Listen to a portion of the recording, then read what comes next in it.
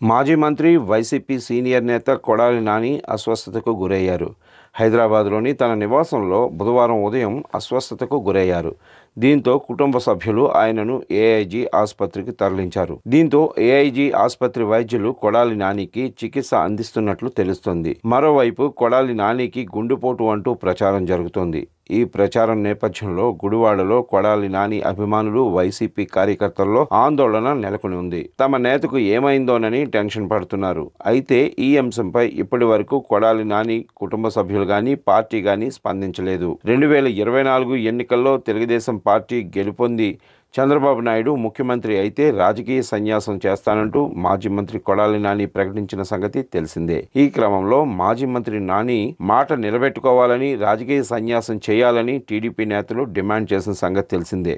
ఈ మేరకు తెలుగు యువత శ్రేణులు కొడాలి నాని ఇంటిపై కోడిగుడ్లు విసిరిన సంగతి తెలిసిందే. అనంతరం కొడాలి నానిపై విశాఖ ఏయూ లా విద్యార్థి ఫిర్యాదు మేరకు కేసులు సైతం నమోదైన సంగతి తెలిసిందే. వీటితో పాటు మరికొన్ని కేసులు నమోదయ్యాయి.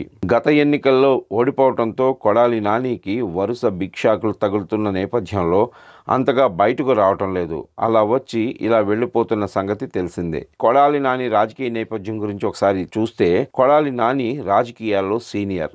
తొలుత తెలుగుదేశం పార్టీ నుంచి రాజకీయాల్లోకి ప్రవేశించారు. టీడీపీ నుంచి 2 సార్లు, వైసీపీ నుంచి 2 సార్లు ఎమ్మెల్యేగా గెలుపొందిన సంగతి తెలిసిందే. 2004, 2009 ఎన్నికల్లో తెలుగుదేశం పార్టీ నుంచి కొడాలి నాని ఎమ్మెల్యేగా గెలుపొందారు. వైఎస్ఆర్ మరణం అనంతరం కొడాలి నాని వైఎస్ఆర్ కాంగ్రెస్ పార్టీలో చేరారు. 2014 ఎన్నికల్లో వైఎస్ఆర్ కాంగ్రెస్ పార్టీ తరపున పోటీ చేసి గెలుపొందారు. అనంతరం 2019 ఎన్నికల్లో వైసీపీ నుంచి తిరిగి పోటీ చేసి ఘన విజయం సాధించారు. అంతేకాదు జగన్ కేబినెట్లో మంత్రిగా చోటు దక్కించుకున్నారు. 2.5 ఏళ్ల తర్వాత మంత్రివర్గంలో చోటు కోల్పోయారు. పౌర సరఫరాల శాఖ మంత్రిగా పనిచేసి విమర్శలు ఎదుర్కొన్న సంగతి తెలిసిందే. మంత్రి పదవి కోల్పోయిన తర్వాత కొడాలి నాని మరింత రెచ్చిపోయారు. అటు టీడీపీ పైన, చంద్రబాబు, నారా లోకేష్ పైన తీవ్ర స్థాయిలో విమర్శలు గుప్పించారు. 2024లో మళ్లీ గుడివాడ నుంచి వైసీపీ అభ్యర్థిగా పోటీ చేశారు. టీడీపీ అభ్యర్థి వెనిగళ్ల రాము బరిలో నిలిచారు.